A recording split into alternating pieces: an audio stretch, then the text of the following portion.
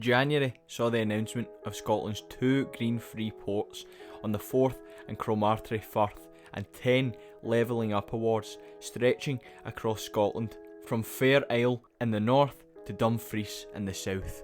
The decisions were taken in London, though in consultation with the Scottish Government. The awards have brought roughly £1.7 billion into Scotland, not much different to what was previously received via the EU structural funds.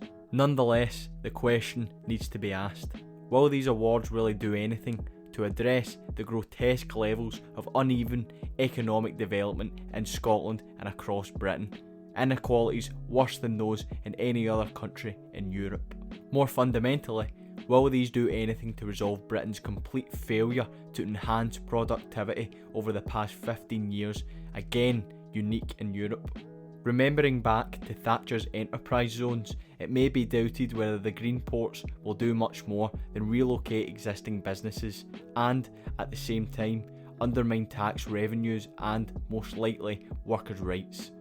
Nor is it the wisest move at a time when US government is offering massive handouts to US firms to relocate overseas plants back into the US. Then there is the issue of democracy. The Convention of North meeting on the 25th of January gathered together council representatives from across the north of England to hear the case being put by existing metro mayors for some form of systematic devolution that would create powerful regional councils with their own elected legitimacy and economic resources. This is something the Tories have been scared of ever since they did away with the Greater London Council in England and Strathclyde Regional Council in Scotland, which, for all its faults, did stop the Tory attempts to privatise our water. This also raises the more fundamental point: the Westminster government's existing scheme does nothing to address the basic underlying problem, lack of economic investment and the collapse in productivity.